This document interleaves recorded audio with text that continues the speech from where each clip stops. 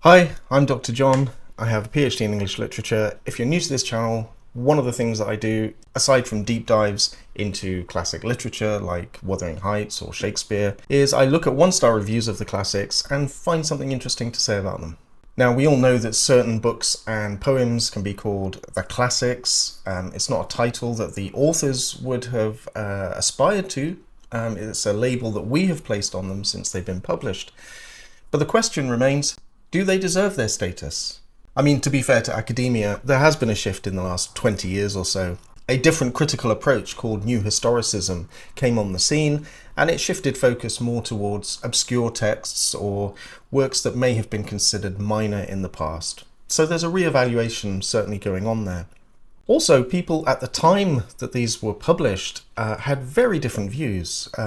We know that one of Shakespeare's contemporaries, a playwright called Ben Jonson, sat down for an evening chat with a poet called William Drummond in 1619, and he spilled the beans on what he really thought of Shakespeare.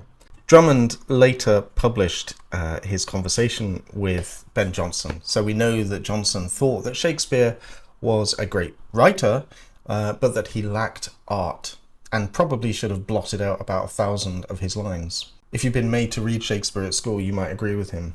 I had to read Henry IV in English class with Mr. Tubridge, and yeah, I found it a challenge back then. So opinions and tastes change, and we're all entitled to our opinion. That's fine.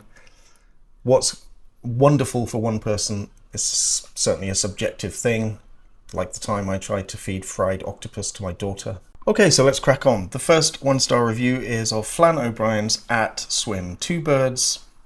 Going to be interesting to see what people have to say about this. Kitam says, "This is the worst book that has ever been written." No praise at all there. Nimue Brown says, "It became a fight between this book and me, and I won because I got to the end." That's actually a prescient comment there, because the idea of having a fight with a book kind of comes up. I'll tell you in a second. There are funny moments, I grant you. I'm sure if I dug out my musty English student hat and tried to write an essay, that I could get on board with what a clever and witty send-up it is. Well, it is clever and witty. It's a very funny book. I do not feel any richer for reading this book. It did not move or inspire me. That's a shame.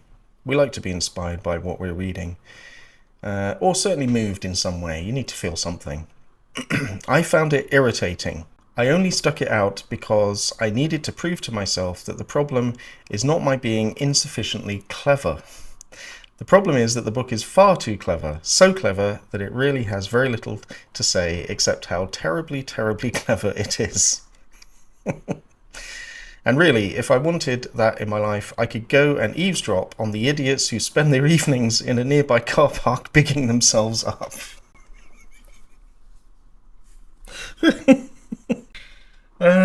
And no, I do not recommend it, the book or the car park. Well done, Nimue Brown. You've kind of written a review here that I think Flann O'Brien would have a laugh at. It's very good. So, okay, I first read this novel after doing an undergraduate course on the Victorian novel. I had to read 9 Victorian novels in a row. So Dickens and Elizabeth Gaskell and Wilkie Collins. And I loved the Victorian novel, but after reading 9 in a row in a very short space of time, I was ready for something new, and this blew my mind. At Swim Two Birds is the complete opposite end of the artistic spectrum, potentially. It's an experimental novel that gives us a metafiction of a narrator who is trying to write a novel about an author whose fictional characters rise up and rebel against him. So here's that battle with the book idea coming in, which I wonder if Nimue Brown knew they were saying something quite profound there. They were. I found it funny and weird and totally unlike anything I'd ever read before. And it also has my favourite opening line, I think, of any novel I've ever read. It's worth a look at because it shows you where the novel's going. Chapter 1. Having placed in my mouth sufficient bread for 3 minutes chewing, I withdrew my powers of sensual perception and retired into the privacy of my mind, my eyes and face assuming a vacant and preoccupied expression. I reflected on the subject of my spare time literary activities. One beginning and one ending for a book was a thing I did not agree with. A good book may have 3 openings, entirely dissimilar and interrelated only in the prescience of the author, or for that matter, 100 times as many endings. That's a great opening statement, and it can tell us, of course, where the novel is going. This is O'Brien playing with narrative structure here. And if you'd like to know more about why authors like O'Brien, James Joyce, Virginia Woolf played with narrative structure, you can check out my video on why the modernists are so weird. But I understand it is comforting at times to read a book or watch a movie that 100% complies with your expectations. But now and then, don't you think it's nice to watch something that takes you on a journey that you're not expecting, that takes you down a path that surprises you and flips and turns on those expectations? I mean, leave a comment below if you've read something or watched a movie that flipped your expectations and it was a great experience. Years ago, we lived in Seville in Spain, and our van was broken into one night. I came down, one of the windows was broken, and the radio was stolen. But placed very carefully and centrally on each of the 7 seats of the van was a perfectly ripe tomato. I mean, I was so bewildered by the placement of these tomatoes that I soon forgot about the crappy radio, which was worthless anyway. And I found myself admiring this weird artistry of the thief, who had obviously happened to have 7 ripe tomatoes on his person when he conceived of the crime. I mean, breaking expectations it can be a very thrilling experience, and my point is that this book, this novel, is not just chaos. The work of my tomato placing thief seems chaotic, but there was obviously some kind of plan in mind.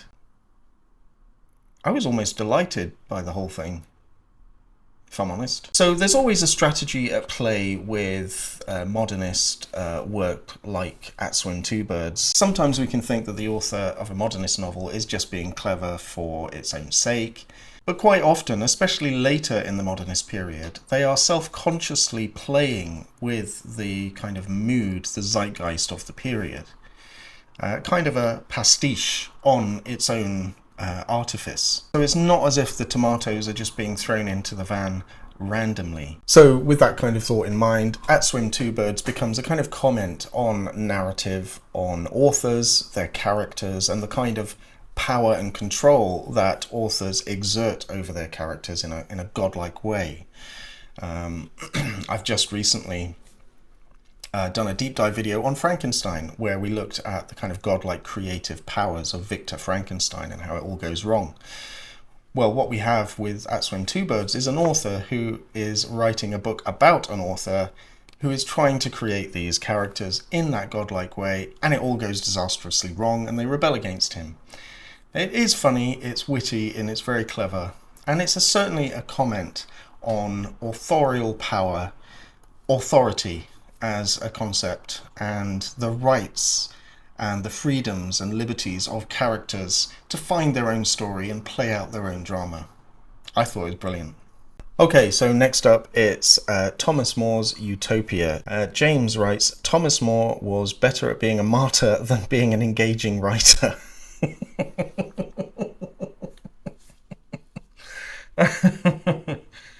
I mean, yes, Thomas More was Lord Chancellor under Henry VIII and was responsible for the persecution of an awful lot of Protestants, and ended up falling foul himself of King Henry VIII's whims and found himself being put to death and is considered by Catholics as a martyr. That's pretty... Well, that's a pretty strong comment. James writes, probably going to hell now, but with all the science fiction out there, all the utopia stroke dystopia motifs oozing out of everything, and this version not even being the first example of a literary utopia, this book is better left to medieval literature classes or on the shelf altogether. If you're going to want to sit down and read something engaging and pleasurable, probably wouldn't choose Thomas More's Utopia. I had to read it as an undergraduate, and it hasn't... Okay, so it hasn't aged tremendously well. However, that's really because of the method of delivery, the language, and the expression of the work is obviously dated, quite dated now. We're talking mid-1500s.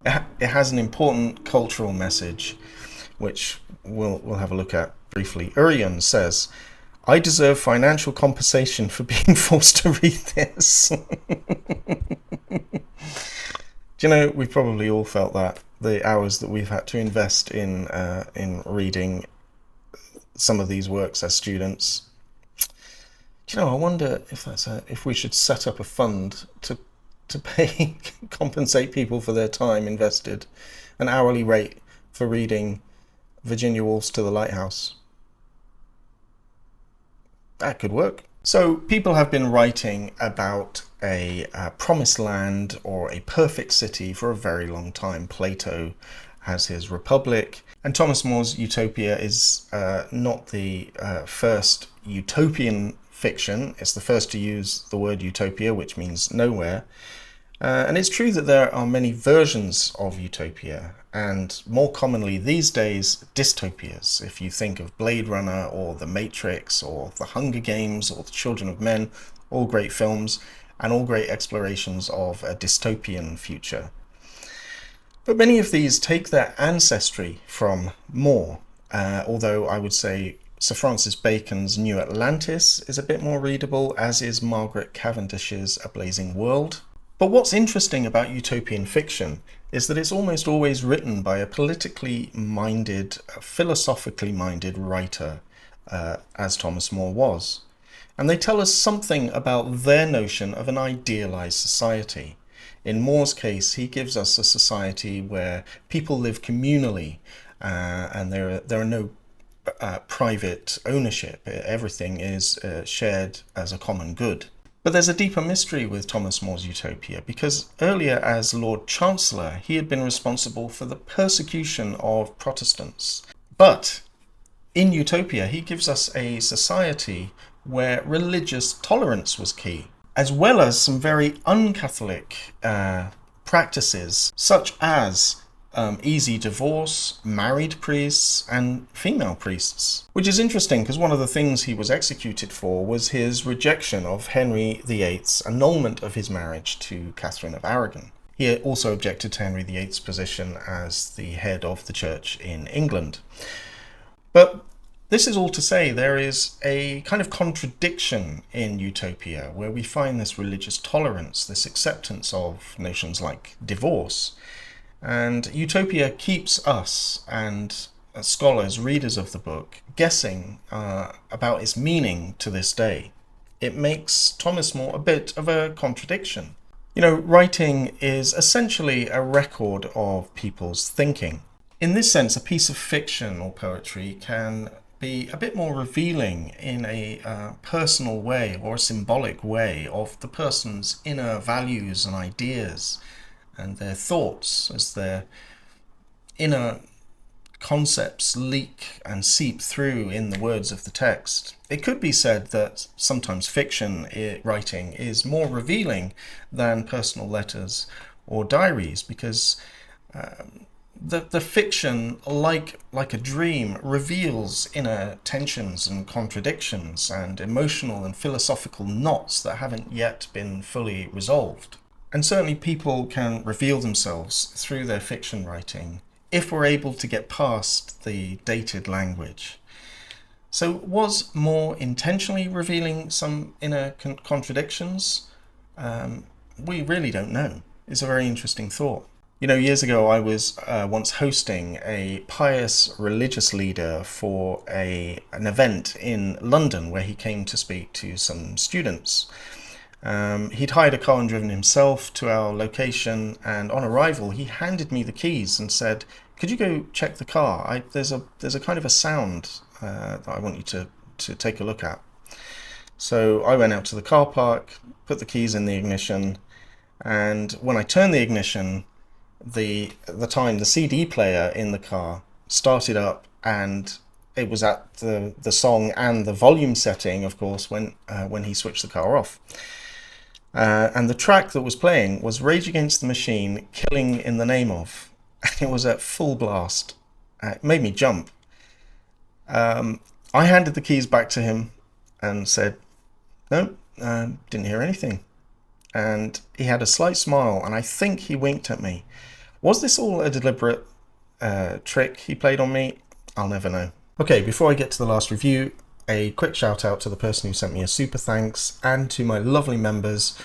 Your help makes this channel possible, so thank you very much. If this is your thing, don't hesitate to subscribe. You can join the channel below, and that will give you access to some other features. Okay, so the next review is of Jonathan Swift's Gulliver's Travels. R.F. Gammon writes, "Please never make me do this again." Okay, I won't. I promise. Jody writes, "This book, along with Robinson Crusoe and The Scarlet Letter, forms an unholy trinity of the driest, dullest classics I have ever read." I'm not intimately familiar with the British political system in the 18th century. Hell, I'm not even vaguely familiar with it. Nor do I particularly care to be, so obviously the satire went flying right over my head. That's fine, there's a lot more to Gulliver's Travels than just political satire, but okay. But even with that in mind, the book could still have been entertaining. It just wasn't. There was way too much measuring, way too much minutiae. And for someone who constantly used the phrase, "I will not trouble the reader with," you troubled me with a lot of shit.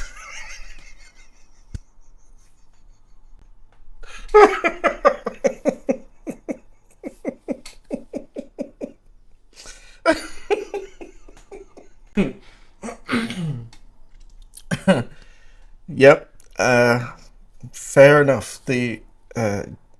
Okay, fair enough. Jonathan Swift does say, "I will not trouble the reader with," quite often. Who is that? Jody. Bravo, Jody. That's great. That's very witty. W, on an Amazon review, writes, "This book, with all the nonsensical terms and names, is extremely well ratchet." Ratchet? Is ratchet? Is that something? I don't know ratchet. Let's have a look. Trashy, low class, or tacky, but can also be used to describe someone as unruly or unrefined, and someone even, in a complimentary way, to denote boldness. Boldness. Jonathan Swift was ratchet in writing Gulliver's Travels. Where does that... Is it American? Every day is a school day. We love a bit of culture. Right. Let's get back. It may be considered a classic, but there is nothing inspiring about any portion of these stories. Not even the Jack Black movie version was entertaining. There's a Jack Black movie version of Gulliver's Travels? I have to look at this. 2010. It doesn't look like it was set in the period. Umbilicus Rupestris on Google writes, "Just been forced to watch this messy movie with my daughter." We've all been there, Umbilicus. I took my grandson to watch Cloudy with a Chance of Meatballs 2 at the cinema, and I fell asleep. And when I woke up, I honestly thought I was having an aneurysm. No wonder this movie failed. It's a terrible spoof of a classic tale, with far too much Jack Blackisms to ever take it any more serious than if he was replaced with a farting rubber duck. Okay. So we have very little love going on here for Jack Black's film. Do you know, I absolutely love Nacho Libre. It's one of the quotable films in our family. We've watched it hundreds of times. Okay, Dean Jonathan Swift is actually the most read and translated Irish author, and Gulliver's Travels is the most printed book by an Irish writer in libraries and bookstores worldwide. So there's something to it. There's something going on here. I studied it as an undergrad, and I remember going for my exam on Gulliver's Travels, and I was so proud of myself for being able to spell words like Brobdingnag and Houyhnhnms, which I spelled perfectly in my undergrad exam, and I got a first. Very proud of myself on that one. What makes Gulliver's Travels so great for me is that it can be read in so many ways. It is a political satire, but it's also a great children's story, a book of adventure, a kind of proto-sci-fi or proto-fantasy world. And it's also a comment on human nature, and it's great travel writing, really. Through reading his travels, we are exposed to other cultures and other social practices that have the effect of calling into question why we do things the way we do. And that kind of self-reflexive analysis is obviously very healthy, I think. Our first Christmas in Spain, when we lived in Seville, it was just a few weeks after we got there. We got a note from the school asking us to provide our daughter with a costume for the Christmas nativity they were putting on. And she was to be a shepherd. Now, I know I have a lot of viewers in the States and other places, so I'll need to explain. In the UK, a school nativity play, shepherds customarily wear kind of a tea towel arrangement on their heads, tied with some kind of cord or a belt or something, and some kind of robe, maybe like a dressing gown or something. Well, that was the case when I was a kid, and it was probably the case, I don't know, 10, 15 years ago when we lived in Spain. Probably now it's more a professional operation, but it's a very simple kind of arrangement to try and look like, I suppose, a kind of archaic Middle Eastern shepherd. And so we sent our child to school that morning with a carrier bag, with a tea towel, some kind of belt, and a bathrobe, which I now can see looks a bit odd. We got an urgent phone call about an hour before the production was to begin. They'd got the one teacher in the school that kind of spoke English. My Spanish was very poor at the time. To explain, we don't understand what you've given your daughter here. This is a tea towel and a belt.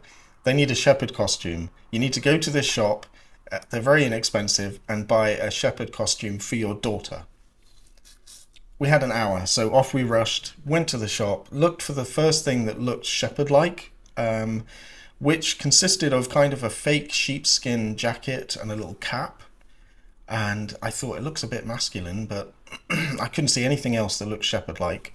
So that's what we got, put it in a bag, rushed it to school, sat down, ready to see the production. And at the point when all the shepherdesses come out, you have all these beautiful young Spanish girls dressed in these gorgeous costumes, which I found out in that moment was a shepherdess costume, as our daughter, the last one to come in this beautiful semicircle of girls dressed in these pretty dresses, and our daughter stood at the end, dressed in a sheepskin, in the boys' version of the shepherd's costume, looking pretty disappointed. So yeah, that experience called into question, why do we dress our kids in tea towels? We don't always have it right, do we? So when you see the tiny people of Lilliput and their religious and political disputes, it makes them seem so silly and kind of trivial. And apparently astronauts who go to space have this kind of experience where they look down on the Earth and suddenly all of the petty border disputes and conflicts, political conflicts, look suddenly absurd. In the same way that if we look at two colonies of ants warring with each other over resources that could easily feed them both, seems completely pointless. After Lilliput, Gulliver goes to Brobdingnag, where we see humanity and its achievements through the eyes of a giant who views them as a, quote, a heap of conspiracies, rebellions, murders, massacres, revolutions, stemming from base emotions and lack of reason. This is one of the reasons I love travel writing. In 1611, court jester Thomas Coriat, jester to James I, published the telling of his travels across Europe and India. And thanks to his writing, we were introduced to the use of the fork in England, as well as the word umbrella. And he brought us a fascinating story of how the Spanish took the city of Amiens in France with a bag of walnuts. It's fascinating stuff. This is what good travel writing does. It draws our perspective outside of familiar walls and gives us new stories and shows us both new ways of doing things as well as demonstrate the limitations of our own ways. You know that phrase, life is either a daring adventure or nothing at all. And if you can't travel, read travel literature. This is what Star Trek, travel reality shows and great travel writing, Gulliver's Travels and Thomas Coriat's among them, all do. They open us up to some healthy and well-deserved criticism. In his great book, The Art of Travel, the philosopher Alain de Botton explores what he calls the psychological baggage of travel. No matter where we go, we bring ourselves and our problems with us. This is my copy here. Absolutely love this book. Travel is not a total escape from the self, as any of us who have travelled will know. But it is an opportunity to see our inner world in a different context.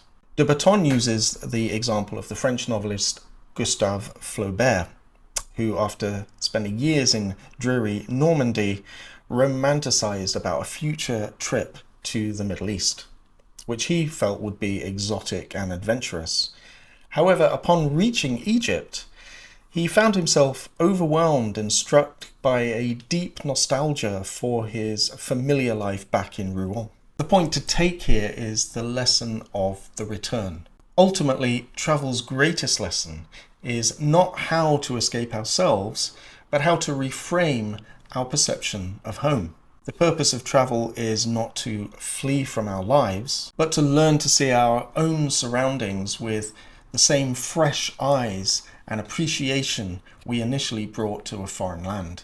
By confronting the psychological baggage we carry, we learn that the true fulfillment comes from within, not from a ticket to an exotic destination. After years under a grey canopy of the United Kingdom, I spent 3 years living in Seville, which is actually the hottest city in Europe. And for about 10 months of the year, the skies are perfectly blue. After a few months, I started to miss clouds. On returning to the UK, I could not stop looking at the skies. I took lots and lots of photos of clouds and rainbows, and still to this day, as I step outside years later after returning, I look up and I'm awestruck by the clouds. Though I do crave tapas and olives. Okay, thank you for watching this little roundup of some 1-star reviews. I hope you found it informative and entertaining. I'll be back next week with another video. Thanks for watching.